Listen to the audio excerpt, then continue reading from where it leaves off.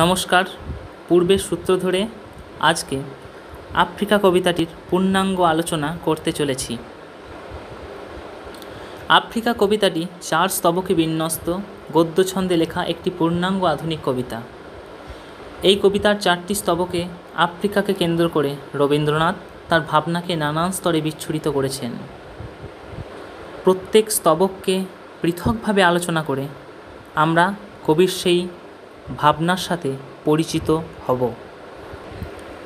প্রথম স্তবক এর আলোচনার পূর্বে আমরা প্রথম স্তবকের মূল কবিতার পাঠ করে নেব।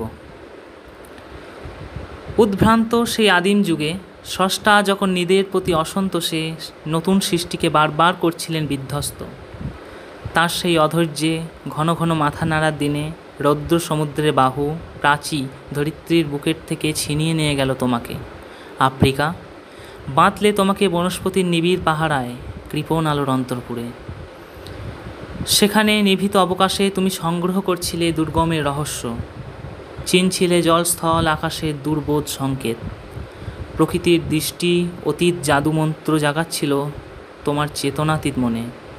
বিদ্রূপ করছিলে ভীষণকে বিরূপের ছদ্রবেশে, সংখ্যাকে চাচ্ছিলে হার মানাতে, আপনাকে উগ্র করে বিভীষিকার প্রচণ্ড মহিমায় তাণ্ডবের দুন্ধবী নিনাদে। প্রথম স্তবকে কবি রবীন্দ্রনাথ এক অসাধারণ ইমাজিনেশন বা ভাবকল্পনার মধ্য দিয়ে আফ্রিকাকে এবং আফ্রিকার ভৌগোলিক পরিচয়টিকে তুলে ধরেছেন। আফ্রিকার ভৌগোলিক অভিনবত্ব এবং কী কারণে আফ্রিকা ভৌগোলিক দিক থেকে বিচ্ছিন্ন সেই প্রাগৈতিহাসিক রহস্যকে কবি যেন ছবির মতো করে আমাদের সামনে উপস্থাপন করেছেন। এই স্তবকে কবি বলতে চেয়েছেন, পৃথিবীর সৃষ্টিকর্তা অর্থাৎ বিধাতা পৃথিবীকে যখন তৈরি করছিলেন তখন পৃথিবীর রূপ কেমন হবে তা নিয়ে বিধাতার মনে অসন্তোষ দেখা দিয়েছিল। আর এই অসন্তোষের কারণে বিধাতা তার নতুন সৃষ্ট পৃথিবীকে বারবার বিভিন্ন বিপর্যয়ের মধ্য দিয়ে ভেঙেছিলেন আর গড়েছিলেন। বিধাতা সৃষ্ট বিপর্যয়ের পর আফ্রিকা মহাদেশ পৃথিবীর অন্যান্য দেশের থেকে আলাদা হয়ে গেল। এতদিন পর্যন্ত আফ্রিকার যোগসূত্র ছিল পৃথিবীর নানান দেশ মহাদেশ অর্থাৎ মাটির সাথে, কিন্তু বিধাতার ইচ্ছায় আফ্রিকা গিয়ে পড়ল একেবারে সমুদ্রের মাঝে। কবির মনে হয়েছে বিধাতার ইচ্ছা করেই ভূপৃষ্ঠ থেকে ছিনিয়ে নিয়ে গেল আফ্রিকাকে এবং বসালো সমুদ্র বেষ্টনীর মধ্যে। আফ্রিকাকে এই আলাদা করার পুরস্কার রূপে বিধাতা প্রাকৃতিক সৌন্দর্য এবং গাছের সৌন্দর্যে আফ্রিকাকে সুন্দরী করে তুললেন। তবে ঘন গাছের অন্ধকারের মধ্যে আফ্রিকার সৌন্দর্যে থেকে গেল আলোর অভাব। অন্যান্য দেশ মহাদেশ থেকে আফ্রিকাকে এই আলাদা হওয়াটা আফ্রিকার পক্ষে হিতকর হয়ে উঠলেও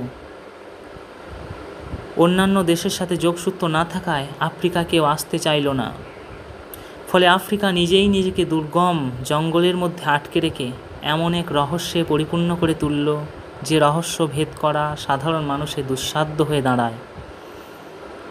আর এতে করে আফ্রিকা জল স্থল আকাশ গাছপালা এবং প্রাকৃতিক আসল রূপটিকে কাজে লাগিয়ে নিজেকে সুন্দরী করে তোলে।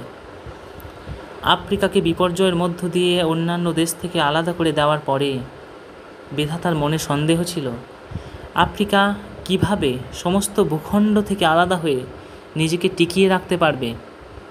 কিন্তু আফ্রিকা প্রকৃতিকে কাজে লাগিয়ে যে সৌন্দর্য আহরণ করেছিল সেই সৌন্দর্যের দ্বারা বিধাতার যাবতীয় বিপর্যয় ভীষণতাকে উপেক্ষা করে আফ্রিকা প্রমাণিত করল সে হলো সবচেয়ে ভীষণ। এতে পৃথিবীর এবং পৃথিবীর অন্যান্য দেশের মানুষের আফ্রিকাকে কেন্দ্র করে যে সন্দেহ ছিল সেই সন্দেহকে আফ্রিকা এক নিমেষে জয় করল। আফ্রিকা সমগ্র পৃথিবীর কাছে নিজেকে প্রমাণিত করল সে হার মানতে শেখেনি। এই হলো মোটামুটি আফ্রিকা কবিতার প্রথম স্তবকের ব্যাখ্যা। এরপর আমরা আফ্রিকা কবিতার দ্বিতীয় স্তবকের ব্যাখ্যায় পৌঁছে যাব। তার আগে কবিতার মূল পাঠ প্রয়োজন। দ্বিতীয় স্তবক। হায় ছায়াবৃতা, কালো ঘোমটার নিচে অপরিচিত ছিল তোমার মানব রূপ উপেক্ষার আবিল দৃষ্টিতে। এলো ওরা লোহার হাত করে নিয়ে, নখ যাদের তীক্ষ্ণ তোমার নেকড়ের চেয়ে, এলো মানুষ ধরার দল গর্বে যারা অন্ধ তোমার সূর্যহারা অরণ্যের চেয়ে। সভ্যের বর্বর লোভ নগ্ন করল আপন নির্লজ্জ অমানুষতা। তোমার ভাষাহীন কন্দনে বাষ্পাকুল অরণ্যপথে পঙ্কিল হলো ধূলি তোমার রক্তে অশ্রুতে মিশে। দস্যু পায়ের কাঁটামারা জুতোর তলায় বিভৎস কাদার পিণ্ড চিরচিহ্ন দিয়ে গেল তোমার অপমানিত ইতিহাসে।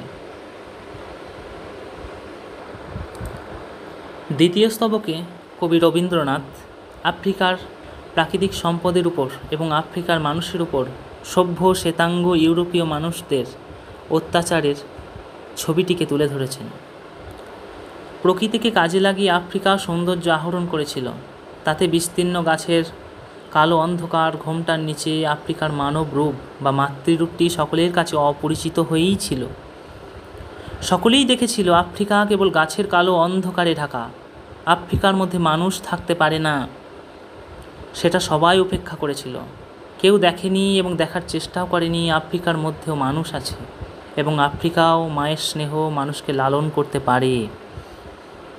এই উপেক্ষার দৃষ্টি নিয়েই সভ্য ইউরোপীয়রা প্রথম আফ্রিকায় এসেছিল। কিন্তু ক্রমে তারা বুঝতে পেরেছিল আফ্রিকা সম্পদে পরিপূর্ণ। তাই তারা একে একে আফ্রিকার প্রত্যেক মানুষকে বন্দী করে ফেলেছিল। ইউরোপীয় সভ্য মানুষেরা ধীরে ধীরে আফ্রিকার উপর প্রকাশ করেছিল তাদের নির্লজ্জ অমানসিকতা। আফ্রিকার সরল সৌন্দর্য ইউরোপীয় সভ্যতার নগ্ন লোভী চোখের দৃষ্টিতে নির্যাতিত হয়েছিল। যে আফ্রিকা ক্রমে ক্রমে বিধাতার ভীষণতাকে হার মানিয়ে নিজেকে সুন্দরী করে তুলেছিল, সেই আফ্রিকার মাটি তার নিজের সন্তানের রক্তে ভিজেছিল। আফ্রিকা মায়ের সন্তানদের রক্ত মিশ্রিত মাটি ইউরোপীয় সভ্যতার সভ্য দস্যু মানুষগুলির পায়ের তলায় তুচ্ছ কাদার পিণ্ডে পরিণত হয়েছিল। ইউরোপীয় মানুষের অমানবিক অত্যাচার সুন্দরী আফ্রিকার বুকে এক অপমানের মিশ্রিত চিরচিহ্ন রেখে গিয়েছিল, যে ইতিহাস অপমানের ইতিহাস। এই হলো দ্বিতীয় স্তবকের আলোচনা। এরপর আমরা তৃতীয় স্তবকে প্রবেশ করব। প্রথমেই আমরা তৃতীয় স্তবকের মূল কবিতার পাঠ নিয়ে নেব। সমুদ্র পাড়ে সেই মুহূর্তেই তাদের পাড়ায় পাড়ায় মন্দিরে বাজছিল পূজার ঘণ্টা। সকালে সন্ধ্যায় দয়াময় দেবতার নামে শিশুরা খেলছিল মায়ের কোলে। কবির সঙ্গীতে বেজে উঠেছিল সুন্দরের আরাধনা। তৃতীয় স্তবকে রবীন্দ্রনাথ আফ্রিকায় যখন অত্যাচার চলছে সেই সময়ে অন্যান্য ইউরোপীয় সভ্য দেশে চলা আনন্দঘন পরিস্থিতির সাথে দুর্দশাগ্রস্ত আফ্রিকার একটা তুলনা টেনেছেন। আফ্রিকার মধ্য দিয়ে আফ্রিকার প্রতি নিদারুণ অমানবিকতার ছবিকে স্পষ্ট করতে। আফ্রিকার সুন্দরীর উপর যখন একরকম বর্বর অত্যাচার চলছে, তখন সমুদ্র পাড়ের সেই ইউরোপীয় দেশগুলিতে চলছে যুদ্ধ ও অত্যাচারের মাধ্যমে প্রাপ্ত বিপুল অর্থের ভাগবাটোয়ারার উৎসব। আর এই উৎসবে ইউরোপের সাধারণ মানুষের যোগদান ছিল দেখার মতো। কারণ সমাজের মন্দিরে বসে সমাজ চালনা করে যারা, সমাজের সেই পুরোহিতরা প্রত্যেক দেশের প্রত্যেক মন্দিরে ধ্বনিত করেছিলেন এই উৎসবেরই গায়গান। ইউরোপের দেশগুলির প্রত্যেক কবি দার্শনিকের কলমে উঠে এসেছিল এই উৎসবের আনন্দমুখর কথা। এই উৎসবের ফলে প্রাপ্ত লাভের কথা ভেবে নতুন প্রজন্মের ভবিষ্যৎ ঠিক করতে ইউরোপের মানুষ তাই এই উৎসবে যোগদান না করে থাকতে পারেনি। ফলে উৎসবের আয়োজন ছেড়ে ইউরোপীয় কোনো সভ্য দেশ, কোনো মানুষ আফ্রিকার হয়ে সেই সময় কথা বলেনি। আফ্রিকার সাহায্যে এগিয়ে আসেনি কেউ। যুদ্ধ, অত্যাচার এবং তার মধ্য দিয়ে সম্পদ প্রাপ্তি ইউরোপের একাধিক দেশের মানুষের মনে বীভৎস একটা নেশা ধরিয়ে দিয়েছিল। সেই নেশার জন্য আফ্রিকার প্রতি অমানবিক অত্যাচার ইউরোপীয় বর্বর মানুষদের মনকে এতটুকুও প্রভাবিত করতে করেনি। এরপর আমরা চতুর্থ স্তবকে পৌঁছে যাব। মূল পাঠ নিয়ে নেব। আজ যখন পশ্চিম দিগন্তে প্রদোষকাল ঝঞ্ঝা বাতাসের রুদ্ধশ্বাস, যখন গুপ্ত গহ্বর থেকে পশুরা বেরিয়ে এলো, অশুভ ধ্বনিতে ঘোষণা করল দিনের অন্তিমকাল। এসো যুগান্তের কবি, আসন্ন সন্ধ্যায় শেষ রশ্মিপাতে দাঁড়াও ওই মানহারা মানবীর দ্বারে, বলো ক্ষমা করো, হিংস্র প্রলাপের মধ্যে সেই হোক তোমার সভ্যতার শেষ পুণ্যবাণী। চতুর্থ স্তবকে এসে কবি রবীন্দ্রনাথ নতুন প্রজন্মের কবিদের এবং নতুন প্রজন্মের সাধারণ মানুষকে মানবতার মন্ত্রে, ক্ষমার মন্ত্রে দীক্ষিত হওয়ার কথা বলেছেন।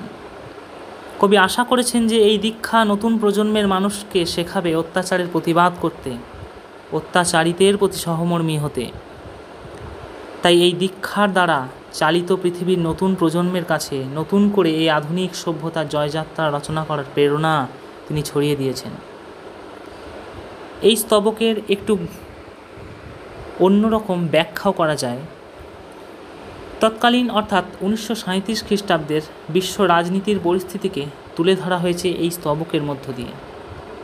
এই কবিতা যখন রচিত হচ্ছে সেই সময় বিশ্বের রাজনৈতিক পরিস্থিতি জটিল আকার ধারণ করেছিল। সবেমাত্র একটি বিশ্বযুদ্ধের ক্ষত শুকিয়েছে, আরেকটি বিশ্বযুদ্ধের প্রস্তুতি চলছে।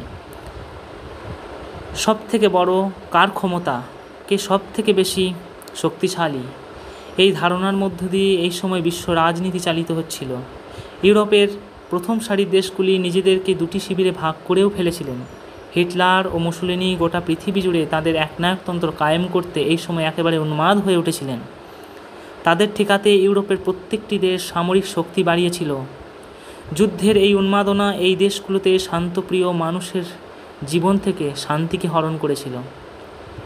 ইউরোপের প্রত্যেকটি দেশ তাদের নিজেদের হিংস্র চেহারা ধীরে ধীরে উন্মোচন করতে শুরু করেছিল। কবি দেখেছিলেন ইউরোপের দেশমাতৃ যুদ্ধে এবং সাম্রাজ্যবাদের হিংস্র খেলায় মত্ত। তারা নিজেদেরকে শ্রেষ্ঠত্ব প্রমাণ করার খেলায় চারিদিকে শুধু হিংস্রতা আর হত্যালীলা মধ্য দিয়ে অশুভ সুর ধ্বনিত করে চলছে। তারা বোঝাতে চাইছে পৃথিবী তাদের কুক্ষিগত, তারাই পৃথিবীর অধিপতি, তারা চাইলেই পৃথিবীর বেঁচে থাকা, তারা চাইলেই পৃথিবীর অন্তিম কাল বা শেষ। কবি রবীন্দ্রনাথ যুদ্ধ বিগ্রহের কথাকে সরিয়ে রেখে নতুন প্রজন্মের কবিদের কাছে, মানুষের কাছে আহ্বান করেছেন এই আসন্ন সময়ে যারা অত্যাচারিত, অবহেলিত তাদের কথা বলতে, তাদের পাশে দাঁড়াতে। আসলে কবি বুঝেছিলেন মানুষকে যদি ক্ষমার মন্ত্র শেখানো যায় তাহলে পৃথিবী থেকে যুদ্ধ এবং যুদ্ধের ভয়াবহতাকে আটকানো যাবে। তাই বর্তমান প্রজন্ম এবং আগত প্রজন্মকে তিনি ক্ষমার মন্ত্র শেখাতে চেয়েছেন। যে অত্যাচারিত হয়েছে তাকেও তিনি বলতে বলেছেন ক্ষমার কথা। কবি রবীন্দ্রনাথ বুঝতে পেরেছিলেন প্রতিশোধের আগুন একদিন গোটা পৃথিবীকে পুড়িয়ে ছারখার করে দেবে। তাই হিংসার পরিবর্তে, হিংস্রতার পরিবর্তে কবি আধুনিক সভ্যতার শ্রেষ্ঠ বাণী হিসাবে সহনশীলতা বা ক্ষমার বাক্যকেই মানুষের মধ্যে প্রতিষ্ঠা করতে চেয়েছেন এই আফ্রিকা কবিতার মধ্য দিয়ে। এই জন্য আফ্রিকা কবিতা শেষ পর্যন্ত হয়ে উঠেছে ভাষা চিন্তায় নির্মিত রবীন্দ্রনাথের এক প্রতিবাদী অস্ত্র। ভিডিওটি পুরো দেখার জন্য ধন্যবাদ। এই চ্যানেলটিকে সাবস্ক্রাইব করবেন, লাইক করবেন, কমেন্ট করবেন এবং শেয়ার করবেন। ধন্যবাদ।